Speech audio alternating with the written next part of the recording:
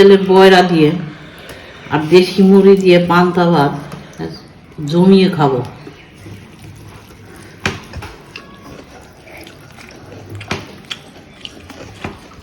দারুণ স্বাদ। Pizza, burger,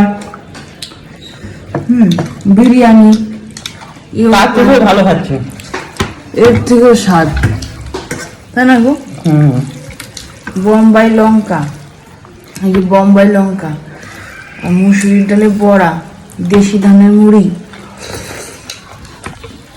এত ভালো খাচ্ছে।